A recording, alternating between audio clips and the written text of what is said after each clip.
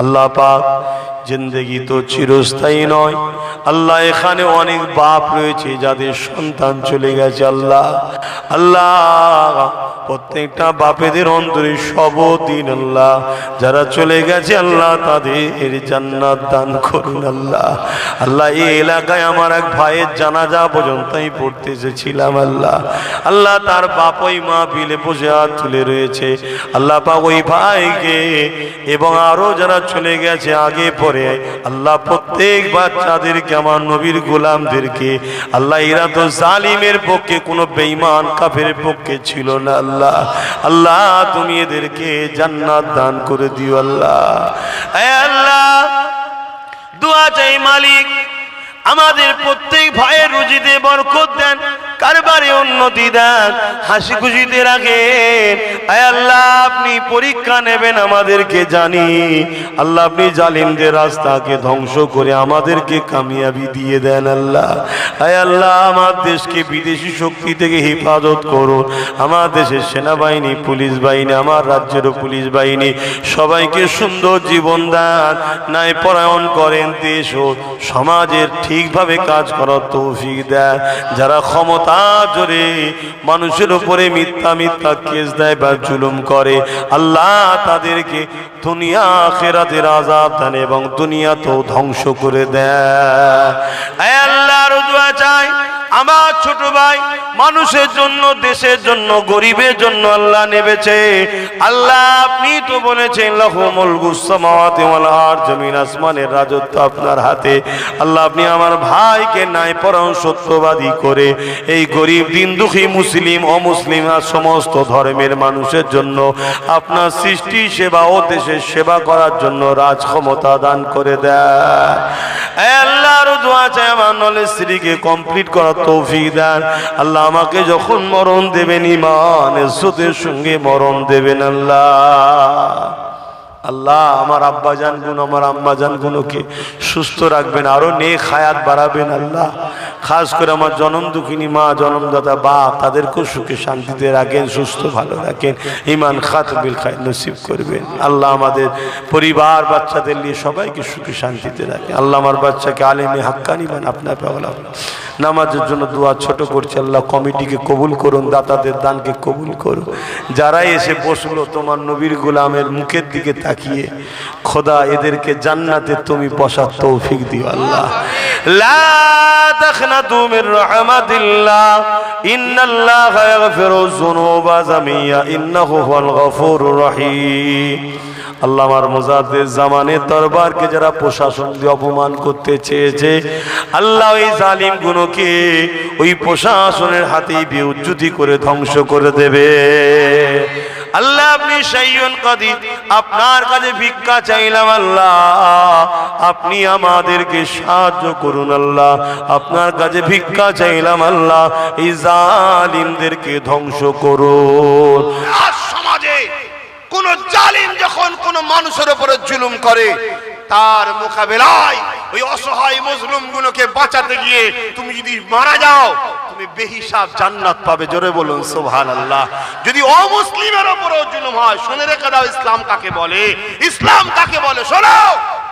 অমুসলিমের উপরেও যদি জুলুম হয় তুমি সেই অমুসলিম মা বাপ ভাই বোন গুলোর পাশে দাঁড়িয়ে যে জুলুম করছে এই জালিমের মোকাবেলা করতে গিয়ে তুমি মারা গেছো গুলি খেয়ে বোম খেয়ে, তোমাকে আল্লাহ বেহিসাব জান্নাত দেবে। জোরে বলুন সুবহানাল্লাহ, আরো জোরে বলুন সুবহানাল্লাহ। যুগ যুগ ধরে মিটাতে চেয়েছে আমাদের ঘরে, তারা মিটে গেছে। আমাদের ঘরে যারা মিটাতে চেয়েছিল আলহামদুলিল্লাহ আজও আমরা বেঁচে আছি। জোরে বলুন সুবহানাল্লাহ। রিসেন্ট যারা আমাদের ঘরে মিটাতে চাইছে ইনশাআল্লাহ ধৈর্য ধরো, খুব শিগগিরই এরাও মিটে যাবে। আল্লাহ করে আমরাই জিন্দা থাকবো। জোরে বলুন ইনশাআল্লাহ, আরো জোরে বলুন ইনশাআল্লাহ। হ্যাঁ আল্লাহ মিটাবে, বিশ্বাস আছে না নাই? জালিম পৃথিবীতে কখনো মাথা তুলে চিরস্থায়ী থাকেনি, মেটে। যদি ইসলাম জালিম হতো মিটতো, থাকতে পারতো না, মিটে যেত। সব মিটে গেছে, আজও রয়ে গেছে। আসো, হাতির দেখানো দাঁত আলাদা থাকে, চিবানো দাঁত আলাদা থাকে। যদি আমাকে বিশ্বাস করেন মজবুত যেভাবে হচ্ছেন আরো হন, আরো হন, আরো হন, আরো হন। যত আপনাকে আগুনে দেবে, যত আপনাকে পিটবে কামার, তত আপনি ধারওয়ালা হবেন। আর ধারওয়ালা হলেই সমাজে কাজে লাগবে, ঠিক না বে ঠিক? অতএব চিন্তা করার কিছু নেই। এই জিন্দেগি আপনার না আমার, জিন্দেগিটা আমার। এ তো আল্লাহ আমায় ব্যবহার করতে দিয়েছে, তিনি যখন চাইবে নেবে, কিছু করার আছে? কত লোক তো চলে যাচ্ছে বিমার হয়ে, অসুস্থ হয়ে, আর হয়ে বিছানায় পড়ে পড়ে চলে যাচ্ছে। ওই বিছানায় পড়ে পড়ে কাপুরুষের মধ্যে যাওয়ার থেকে যদি গরিব অসহায় দিন দুঃখী অত্যাচারী মজলুম মানুষের জন্য হয়ে যদি আজ কথা বলে যদি তার জন্য চলে যেতে হয়, তো অসুবিধা কিসের আছে? প্রশাসন বন্ধুরা রয়েছে, তারা তাদের কাজ করছে। কোন রকম ভাবে কারো কোনো প্রশাসনের কাজের ডিস্টার্ব না হয়। মনে রাখবেন, তারা আমাদের দুশ্মন নয়, তারা আমাদের বন্ধু। যদি কারো ধারণাই থাকে যে না অনেক সময় দেখেছি জুলুম করছে, না তারা করেনি, তুমি যেমন মজবুরি তারাও তেমন মজবুরি। অনেকে তাদের উপরে মজবুরিতে অনেক অন্যায়ের দিকে ঠেলে দেয়, না গেলে তাদের জিন্দেগি রিস্ক হয়ে যাবে, বাধ্য হয়ে করে। তাই আমাদেরও উচিত এমন লোককে সমাজে প্রতিষ্ঠিত করা যারা প্রশাসন বন্ধুদের ঘরেও যেন স্বাধীনভাবে কাজ করার সুযোগ দেয়, গোলাম যেন না বানায়। কিন্তু আমরা তো করিনি, আমরা করেছি এমন এমন লোককে তারা পুলিশকেও গোলাম বানাচ্ছে। তাই দোষ ইনাদের না দিয়ে নিজের দিকে তাকাও, নিজেরা ভাবো, নিজেদের ভুলগুলোকে ভাবো। শেষ কথা, যদি আমার কথাতে কেউ ভুল বুঝে থাকেন, যদি আল্লাহর ভয় থাকে, ডাইরেক্ট আমার সঙ্গে আসবেন, শুক্রবারে শেয়ার করবেন, সমালোচনা করে নিজেকে বিরাট কিছু হিরো মনে করতে যাবেন না। দেখবেন হঠাৎ করে প্যারালাইসিস হচ্ছে, বিপদে পড়ে যাবেন। সাবধান করে দিয়ে গেলাম। কেন অহংকার না, আম্মা বিনিআমাতি রাব্বিকা ফাহাদ্দিস। তুমি যদি দুনিয়ার কোনো বসের জন্য কাজ করো, তোমার কি ছিল তোমার বস দেখবে। দুনিয়ার কোনো দলের জন্য কাজ করো, তোমার কি ছিল তোমার দলের নেতা দেখবে, নেত্রী দেখবে। আমি আমার আল্লাহর দ্বীনের জন্য কাজ করছি, আমার কিছু হলে তিনি আমায় দেখছেন বা দেখছেন, দেখবেন আগেও, এই বিশ্বাসে কাজ করছি। তাই অহরহ লোক বিপদে পড়ছে। তবে যারা বিপদে পড়ছে, আমি মনে করি ওদের কপাল ভালো, দুনিয়াতে ছোটর ওপর হয়ে যাচ্ছে। বড় বড় শয়তানগুলো এখনো বিপদে পড়ে না, ওদের আখেরাতে রেডি করা হচ্ছে। এই কথা বুঝছেন না, বোঝেন না? তবে সেদিন বেশি দিন নয়, হয়তো দেখা যাবে অনেক মাছি ধরা পড়ছে। কথা বুঝছেন না, বোঝেন না? আল্লাহর কাছে বিচার সভা দিয়া ছাড়বে না কাউকে। ইসলামের দুশ্মন বলতে আপনারা কি মনে করেন জানি না। ইসলামের দুশ্মন যে শুধু অমুসলিম পাড়াতে হয়, এই ধারণা যদি কেউ করে, ওটা ভুল। ইসলামের দুশ্মন মুসলিম পাড়াতেও আছে।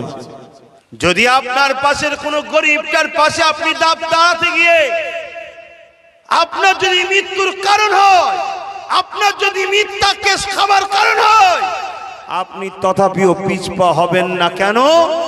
আল্লাহ বলছে, আমাকে পাবার একটা ভালো রাস্তা হলো আমার সৃষ্টিকে ভালোবাসা। জোরে বলুন সুবহানাল্লাহ। আল্লাহর সৃষ্টি একটা গরিব আছে, তাকে আপনি ভালোবেসে তার সাথ দিতে গেছেন, তার পাশে দাঁড়াতে গেছেন, তার উপরে জুলুম হচ্ছিল, আপনি কথা বলতে গেছেন, আপনার নামে মিথ্যা কেস হয়ে গেছে। এই কেসটাকেও রহমত মনে করে নিন। এর বিনিময়ে হয়তো আল্লাহ আপনার দুনিয়ায় পরীক্ষা করলো, এই কষ্ট দুনিয়ায় পেলেন, আখেরাতে কিন্তু চির শান্তির জান্নাত পাবেন। জোরে বলুন সুবহানাল্লাহ। কারণ আপনার কাজটা তো অন্যায় নয়, শয়তানের কাজ নয়। তো গরিবের সাথ দিয়া কাদের কাজ? বলুন বলুন। তো নবীদের কাজ, নবীরা গরিবদের সাথ দিত। জোরে বলুন সুবহানাল্লাহ। জানেন না আপনারা কি গো, নবীরা গরিবদের সাথ দিত না, দিত না? কিন্তু তুমি যদি মাফটা না নিয়ে কবরে যাও, আমি গল্প বলছি না এখানে, তুমি বুঝতে পারছো না তুমি কি ভাষা ফেসেছো। তোমার এই গরম বেশি দিন থাকবে না, তোমার এই পাওয়ার বেশি দিন থাকবে না, তোমার এই পদ, তোমার এই সম্মান, তোমার এই ইজ্জত বেশি দিন থাকবে না। আমরা এমন একটা ধর্মের বিশ্বাসী, যে ধর্মে একজন মোমেন আর একজন মোমেনের দিকে যদি ভালোবাসা নজরে তাকায়, ভাই হিসাবে, বাপ হিসাবে, ছেলে হিসাবে, এই তাকানোতেও নেকি আছে। জোরে বলুন সুবহানাল্লাহ।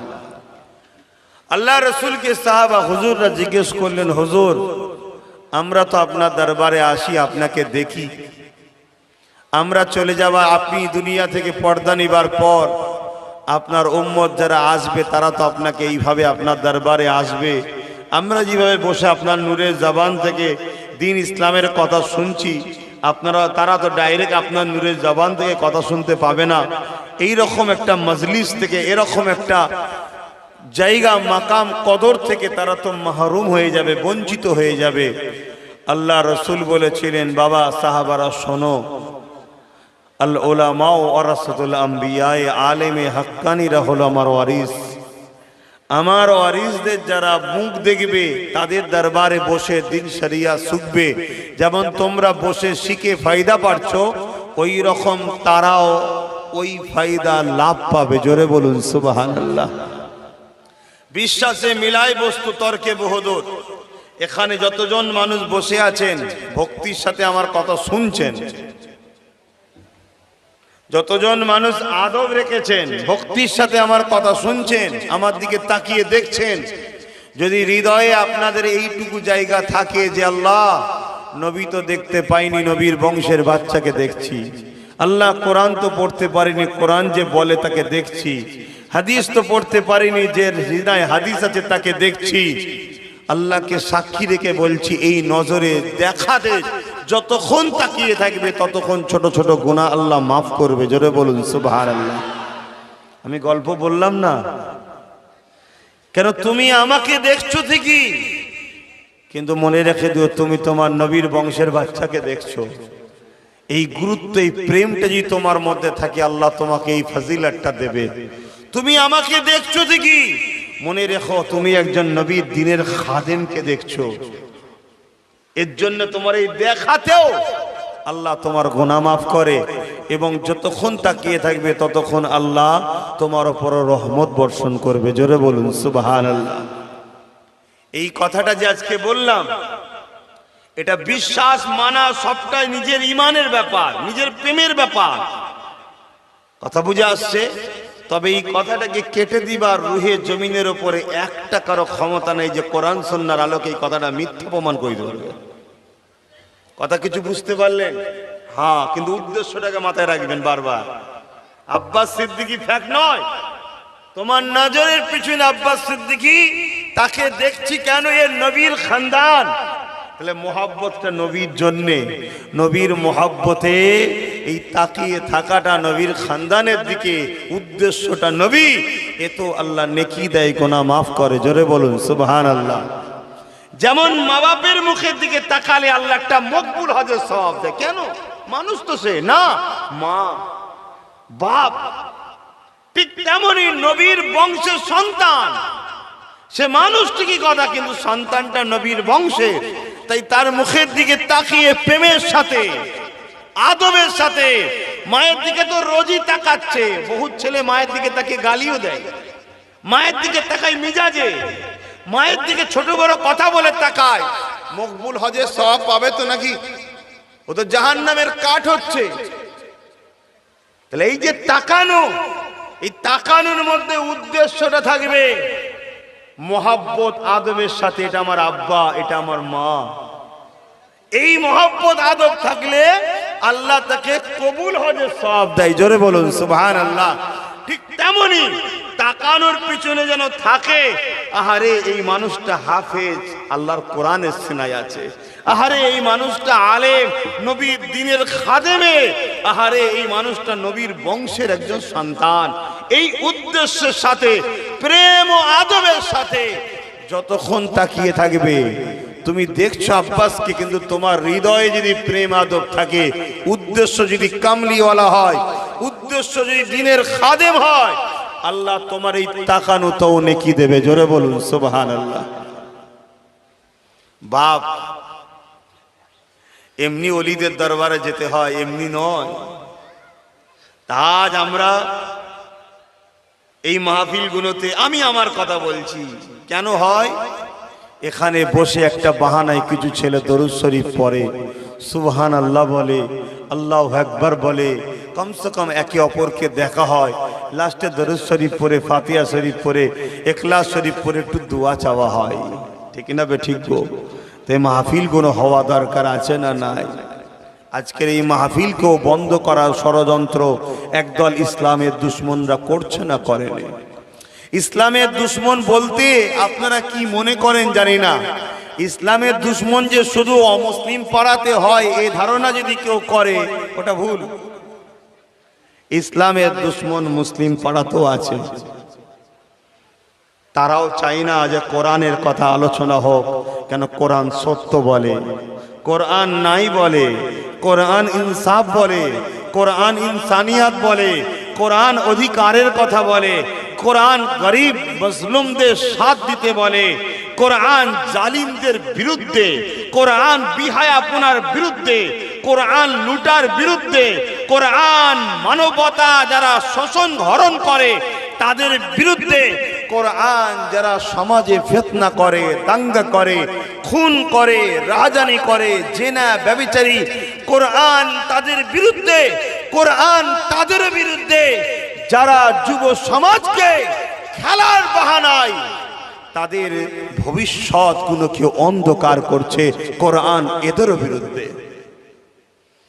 তাই কোরআন হোক, কোরআনের আলোচনা হোক, এটা কখনো সন্ত্রাসেরা চাই না, গোস্তাকে রসুলরা চাই না, সমাজ বিরোধীরা চাই না, মানবতা বিরোধীরা চাই না, গরিবদের শোষণকারীরা চাই না, এতিমদের লুটেরারা চাই না, বিধবাদের বঞ্চিতকারীরা চাই না, গরিবের ঝেড়ে খাওয়া লোকেরা চাই না। কেন কোরআন সর্বসময় নাই সত্য, কল্যাণ, ইনসাফ, ইনসানিয়াতের শিক্ষা ও সমাজ গড়ে তোলার কথা বলে। জোরে বলুন সুবহানাল্লাহ। আরো জোরে বলবেন না? একটু উচ্চ আওয়াজে নারে দিবে। তাই আজও সমাজে দেখবেন বাজারে কিছু মানুষ যায় মার্কেটিং করতে, কেনাকাটা করতে, দেখবেন না?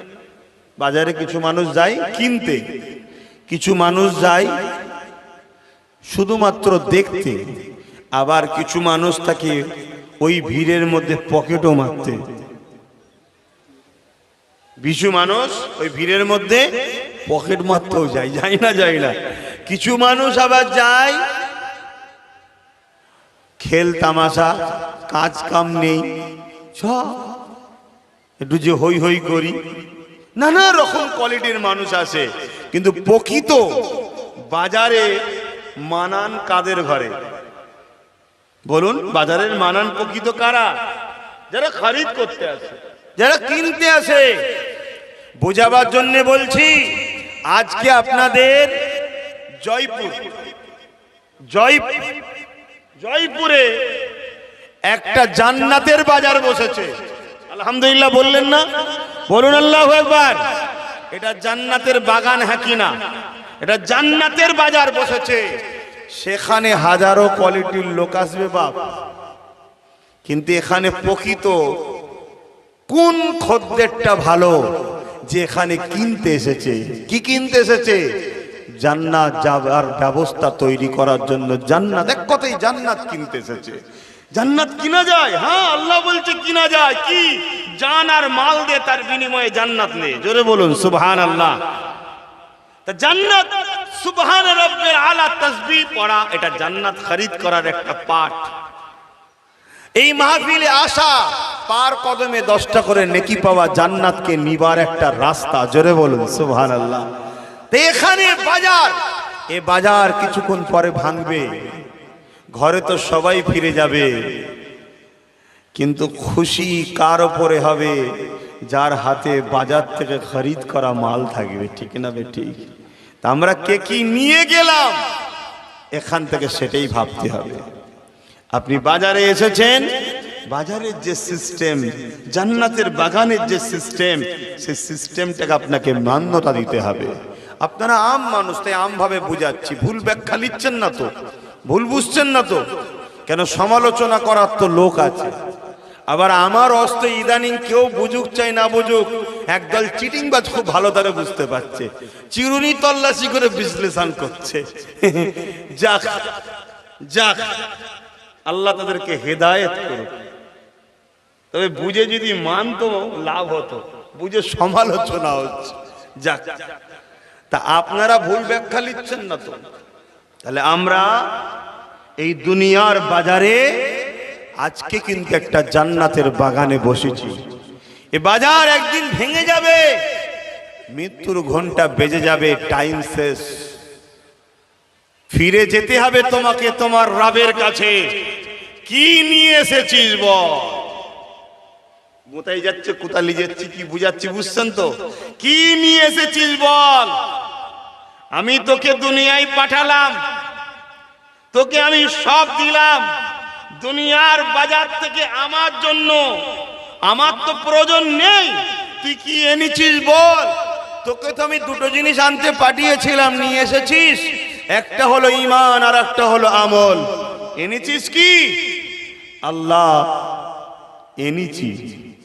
যা আমার মেহমান খানায় যে বস, সারা জীবন ওখানে থাকবি, আমার খাদেমরা তো সেবা করবে, আর কোনো টেনশন কষ্ট নাই, যেটার নাম হলো জান্নাত। জোরে বলুন সুবহানাল্লাহ, আরো জোরে বলুন। আল্লাহ একটা এনেছি, আর একটা আনতে পারিনি। কি এনেছিস? আল্লাহ ঈমান এনেছি। আমল ঠিকভাবে হয়নি। কখনো কখনো একটু মাহফিল হতো, হালকা বয়সে গিয়ে বসতাম, একটু বয়স হলে হজ করতাম, নামাজ ধরতাম, কিন্তু হালকা বয়সেই তো তুমি আমায় ডেকে নিয়েছো। আমার আমলে শুধু এই কোরআনের মাহফিলেই বসা আছে। আমার আমলে ওই আল্লাহওয়ালাদের বাচ্চাদের ঘরে একটু দেখতে ভালো লাগতো, একটু যেতাম। আমার আমলে ওই আলেমদের ঘরে একটু ভালো লাগতো, ওদের সোহবতে বসতাম। আল্লাহ আমার আমল তেমন বেশি কিছু নেই, তবে ঈমান আল্লাহ এনেছি। আমার আল্লাহ পাক গফুর গফার, রসুল দ্বারা জানিয়ে দিলেন, আমাদেরকে ঘোষণা দিয়েছেন, হয় ওলি হও, নাই ওলিদের সাথী হও, আর না হয় ওলির সাথীরও বন্ধু হও। জোরে বলুন সুবহানাল্লাহ। তো তুই তো আমার ওলির সাথে ছিলে, ওলি আউলিয়াদের বাচ্চাদের সাথে ছিলিস। যা আমি আল্লাহ তোকেও ছাড় দিলাম, আমার জান্নাতে গিয়ে বস, ওখানে শান্তিতে থাক। জোরে বলুন সুবহানাল্লাহ। যদি কেউ ঈমান নিয়ে যেতে না পারে, তার কিন্তু কোনো কথা চলবে না। যদি কেউ ঈমান নিয়ে না যেতে পারে, তার কোনো কথা চলবে না। ঈমানটা কি আপনারা জানেন? হায় রে মুসলমান, আজকে আমরা গলা লম্বা করে বলি, আমরা মুসলমান, আমরা সবাই আশা রাখি আমরা জান্নাতে যাব। আমরা সবাই দাবি করি আমরা মুসলমান, আমরা জান্নাতে যাব। ঈমান কি জিনিস এখনো বুঝলাম না। ঈমান হলো রসুলের প্রেম, নবীর আদব, রসুলকে রসুল বলে বিশ্বাস করে, জানের থেকে বেশি ভালোবেসে আদবের সাথে মেনে নিবার নাম হলো ঈমান।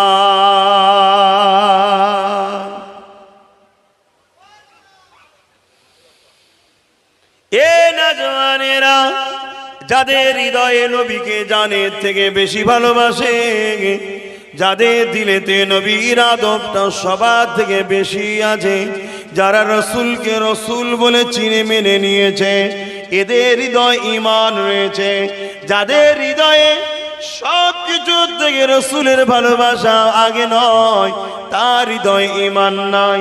সে পীরের ঘরের ছেলে দাবি করো, মুফতি দাবি করো, আলেম দাবি করো, যেই দাবি করো বাপ, তার কিন্তু ঈমান নাই। কেননা সব কিছু থেকে আল্লাহ রসুলকে বেশি ভালোবাসা, সব কিছু থেকে নবীকে বেশি আদব করা, মুহাম্মদ রসুলকে রসুল বলে মেনে নেওয়া, এটাই হলো ঈমান। এই জিনিসটা যার হৃদয়ে আছে, তার মধ্যে ঈমান রয়েছে। যদি এই মানুষটাও দুনিয়ায় চলতে গিয়ে ভুল করে ফেলে, সে আল্লাহ পাকের কাছে ধরা পড়বে, আসামি হিসাবে তার শাস্তি হবে। কিন্তু ঈমান থাকার জন্য আল্লাহ পাক তাকে জান্নাতি বানিয়ে দেবে।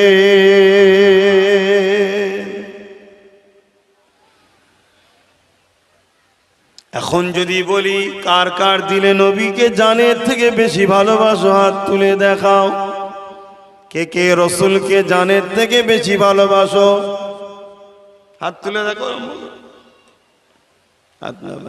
যে দাঁড়িয়ে আছে সেও হাত তুলছে, যে গল্প করছে সেও হাত তুলছে, যে মাহফিলের দিকে খেয়াল নেই সেও হাত তুলছে, যে নবীর কথা ঠিকভাবে শোনে নেই সেও হাত তুলছে। এই হাত তুলাতে আমরা সবাই আছি, কিন্তু আমি ফাইসাল্লাহ করব না। আল্লাহ তোমাদের কি মনে হয় আল্লাহ অন্তরের খবর জানে না?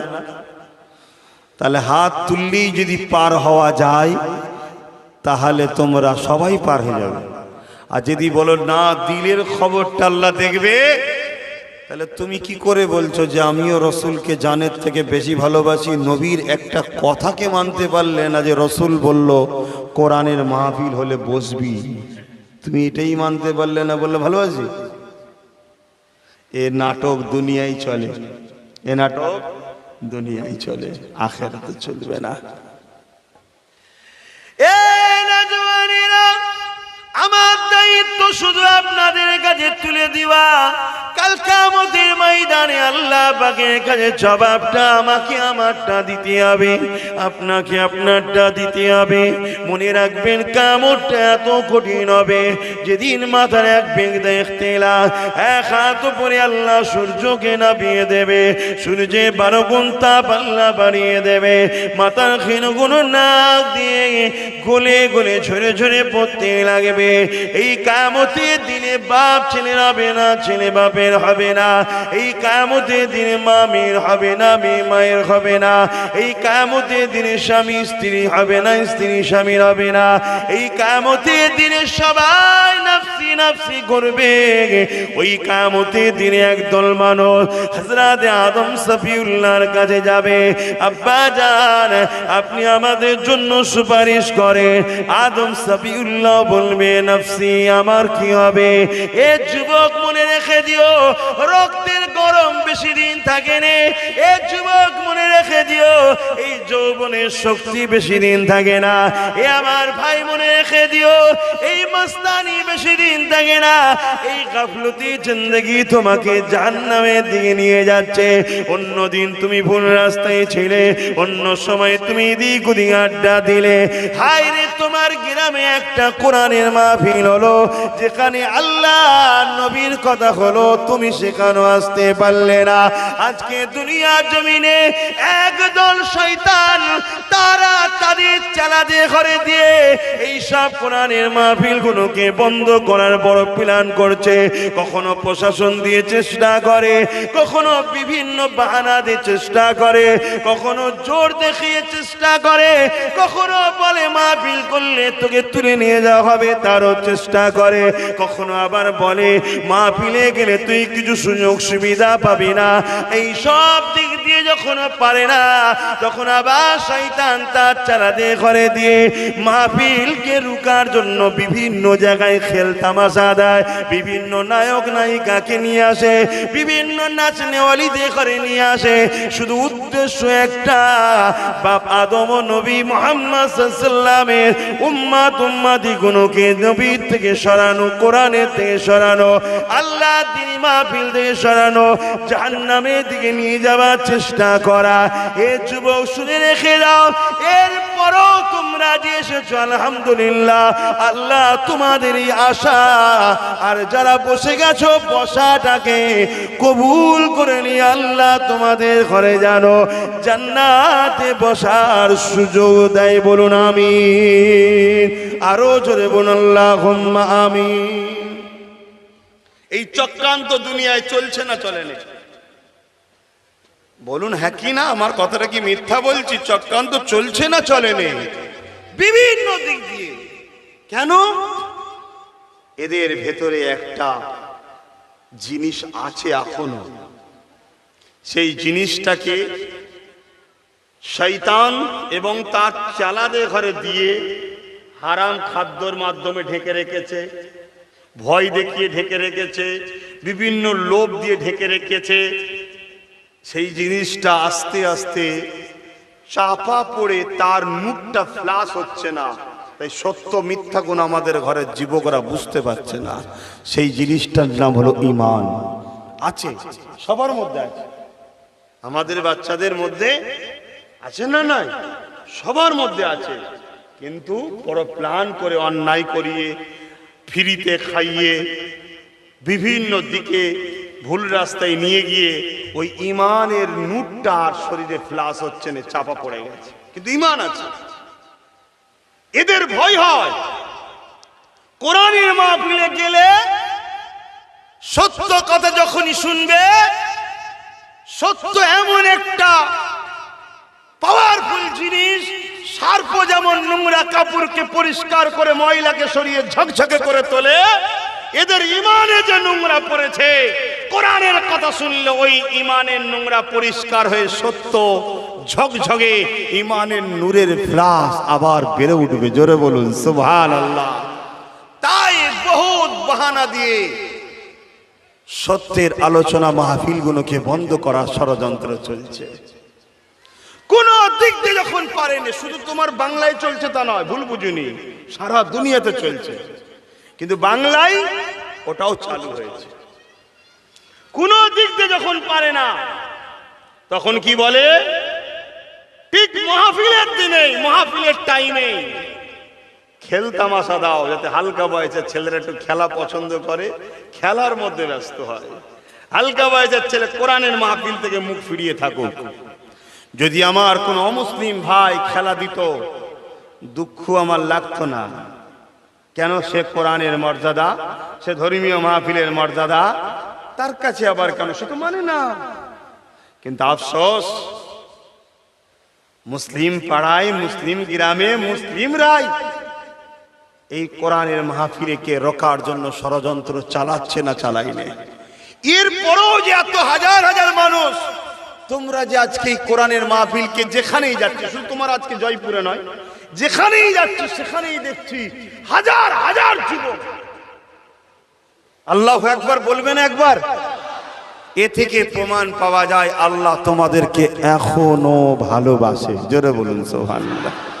কিন্তু তোমাদেরকে তো একটু মাইন্ড খাটাতে হবে যে হারে আমার আসছি আমি কি করতে, আমি দুনিয়ার বাজারে যে আল্লাহ পাঠিয়েছে, আমায় কি করতে পাঠিয়েছে। যিনি দুটো হাত দিল, দুটো চোখ দিল, দুটো কান দিল, দুটো পা দিল, কিডনি দিল, হার্ট দিল, এখনো নিঃশ্বাস দিচ্ছে, কার্বন ডাইঅক্সাইড বার করছে, আমাকে এখনো বাঁচিয়ে রেখেছেন কে? বলুন কে? আমার সৃষ্টিকর্তা রব্বুল আলামিন আল্লাহ। তিনি কেন? কমিটির ছেলেগুলো কই? আর চট নেই তোদের? ছেলেগুলো সব চট নেই বলে তো দাঁড়িয়ে আছে ওখানে।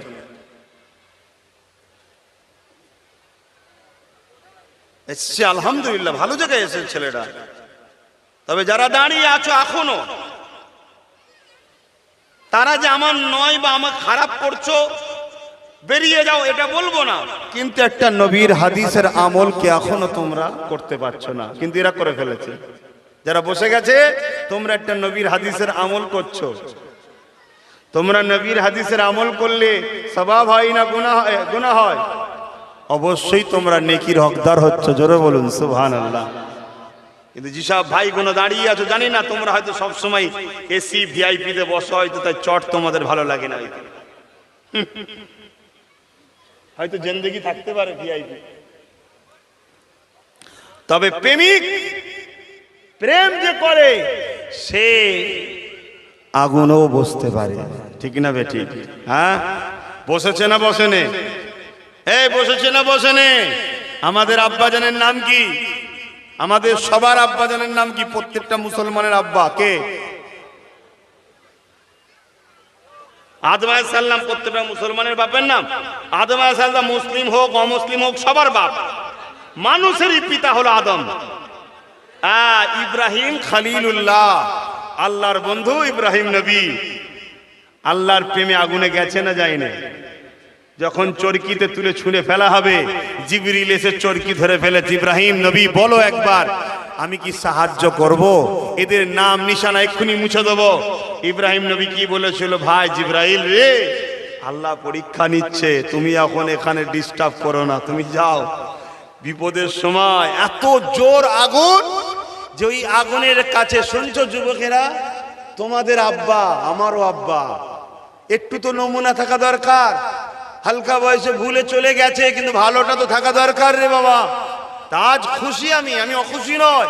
বাংলার যেখানেই যাচ্ছি আল্লাহ শুকর করে বলছে, আপনারা সোশ্যাল মিডিয়ায় আমার শোনেন কি জানি না, এসব দেয় কি আমার সব জায়গায় জানি না, কথা বুঝে আসছে। তবে আমার অনেক চ্যানেলের সঙ্গে আমার যোগাযোগ আছে, বিশেষ করে PABS আছে, আমার ফেসবুকে তো দেয়। যেখানেই যাচ্ছি আলহামদুলিল্লাহ যুবক ছেলেরা ভিড় করছে। আর এটাও সত্য কথা বলি, যদি 1000 মানুষ থাকে, 400 যদি বাপ ভাই হয়, আলহামদুলিল্লাহ 600 আমার মা বোনেরা আছে। আলহামদুলিল্লাহ বলুন। তবে হ্যাঁ, তেনারা যেমন পর্দার মধ্যে আছে এইভাবেই থাকতে হবে, তেনারা পর্দার মধ্যেই থাকুক। তো ভাই, তা আমি আপনাদের কাছে যে কথা বলছিলাম, আব্বাজান হযরত ইব্রাহিম খলিলুল্লাহ চরকি জিবরিল ধরে ফেলে বলছে, বলেন যদি আমি এদেরকে ঝাপটা দেব, আমার ডানা এক ঝাপটায় এদের নাম নিশানা মিটিয়ে দেব। ইব্রাহিম নবী বলছেন, ভাই জিবরিল, আমার মালিক আমার আল্লাহকে আমি বলেছি ভালোবাসি, আল্লাহ আমার প্রেমের পরীক্ষা নিচ্ছে। তুমি এই সময়, নাজুক সময় এটা না, কেন এত বিশাল আগুন, যে আগুনের তাপে কয়েক মাইল দূরে লোক দাঁড়িয়ে আছে, কাছে যেতে পারছে না, এত তাপ আসছে, কয়েক মাইল, এত বিশাল এলাকায় আগুন ধরিয়েছে। ইব্রাহিমকে মারবে, ইব্রাহিমের অপরাধ কি? আমার বাপের অপরাধ কি ছিল? আমার বাপ সত্যের পক্ষে ছিল, অন্যায়ের বিরুদ্ধে ছিল। আমার বাপ গরিবের পক্ষে ছিল, জালিমদের বিরুদ্ধে ছিল। আমার বাপ মজলুমের পক্ষে ছিল, জালিমদের বিরুদ্ধে ছিল। আমার বাপ জুয়া, জিনা, ব্যভিচারী, মদ, জিনার বিরুদ্ধে ছিল। আমার বাপ মানবতা, সভ্যতা, ইনসাফের পক্ষে ছিল। এ বাপের সন্তানেরা দল করবে শয়তানের সাথে, চোরের সাথে, জালিমের সাথে, খুনের সাথে, লুটেরার সাথে, ধর্ষকের সাথে, মাতালের সাথে, রেপিস্টদের সাথে, গরিবদেরকে যারা লোটে তাদের সাথে দল করবে, আর অথচ বলবে আমরা ইব্রাহিমের সন্তান। এর থেকে বড় অপমান, এর থেকে বড় লজ্জা, এর থেকে বড় মিথ্যার কি হতে পারে? মানুষ মাত্র ভুল হয় না, হয় না। এই শিক্ষা কোনো দেয়া হয় বলেই তো শয়তানের সমস্যা হয়, যে চেপে রাখো, চেপে রাখো, বেরিয়ে না পড়ে, বেরিয়ে পড়লেই ফাঁস হয়ে যাবে। ইব্রাহিম আলাইহিস সালাম কি বলেছিলেন? তোমার আমার আব্বা আগুন দেখছে, চরকি ঘোরানো হচ্ছে, দূর থেকে ছুঁড়ে ফেলা হবে, ইব্রাহিম গিয়ে পড়বে আগুনে। ঠিক এইরকম একটা সময় আবার জিবরাইল বলছে, বলো যদি আমি হেল্প করব। এখন জান বাঁচাবার শখ কার না যায়? এরকম নাজুক সময় যদি বলে ফেলে জিবরাইল, দেখ রে, এই আল্লাহর প্রেম হলো, অন্যজনকে তো নিয়ে ফেললো। তাই ইব্রাহিম সাল্লাম বলছে, ভাই জিবরাইল তুমি যাও, আমি সেই আল্লাহকে মানি যিনি কানা নয়, যিনি দেখতে পায়। জোরে বলুন সুবহানাল্লাহ। আর আজকে তোমরা আমার যারা ভাই শোনো, আমিও সেই আল্লাহকে মানি যিনি কানা নয়, যিনি আমার বাপ ইব্রাহিমকে আগুন থেকে বাঁচিয়েছিল। আমি সেই আল্লাহকে মানি যিনি আজও আজকের ফেরাউনকেও চুবিয়ে মারতে পারে। কথা বুঝছেন না, বোঝেন না? আমি সেই আল্লাহকে মানি যিনি আজও দুর্বল হয়নি, কমজোর যাকে কোনোদিন স্পর্শ করতে পারবে না, তিনি হলেন আমার আল্লাহ। তাই আমি যতজনকে এখানে বসেছেন, আপনাদের ঘরেও সেই আল্লাহ দেখছে যিনি কানা নয়, তিনি সব দেখছে। যে আমার এক দাস ডাকছে, বাকি দাসগুলো সব এসে বসছে। কথা বুঝে আসছে? মনে রাখবে। তো ভাইয়েরা আমার, ইব্রাহিম নবী বলছে, ভাই জিবরিল শোনো, আমি সেই আল্লাহকে মানি যিনি দেখতে পাচ্ছেন। তিনি যদি আমায় বাঁচান, আমি অবশ্যই তিনার সাহায্য কামনা করি। তিনি ছাড়া কারো কাছে আমি সাহায্য চাই না।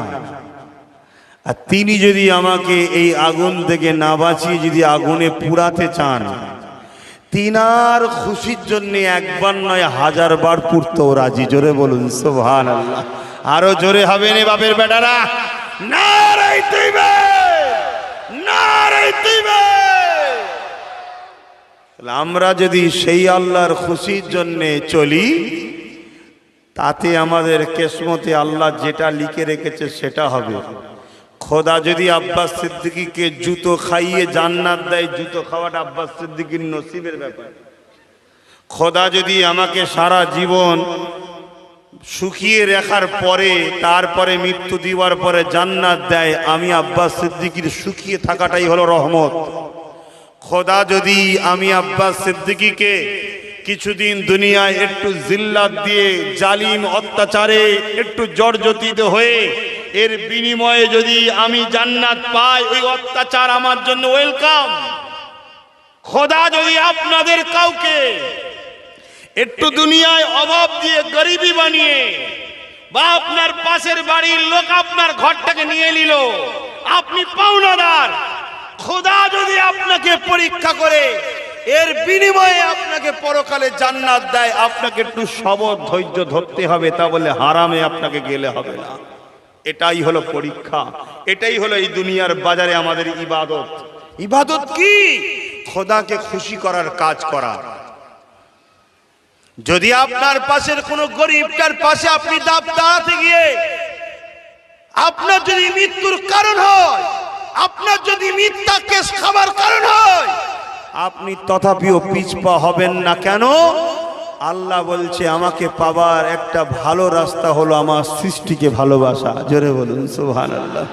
আল্লাহর সৃষ্টি একটা গরিব আছে, তাকে আপনি ভালোবেসে তার সাথ দিতে গেছেন, তার পাশে দাঁড়াতে গেছেন, তার উপরে জুলুম হচ্ছিল, আপনি কথা বলতে গেছেন, আপনার নামে মিথ্যা কেস হয়ে গেছে। এই কেসটাকেও রহমত মনে করে নিন।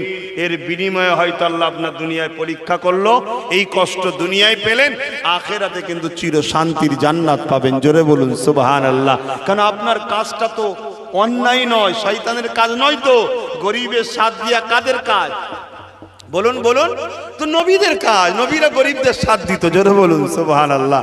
জানেন না আপনারা কি গো, নবীরা গরিবদের সাথ দিত না? দিত না? হ্যাঁ, এ তো গরিব নবীদের কাজ।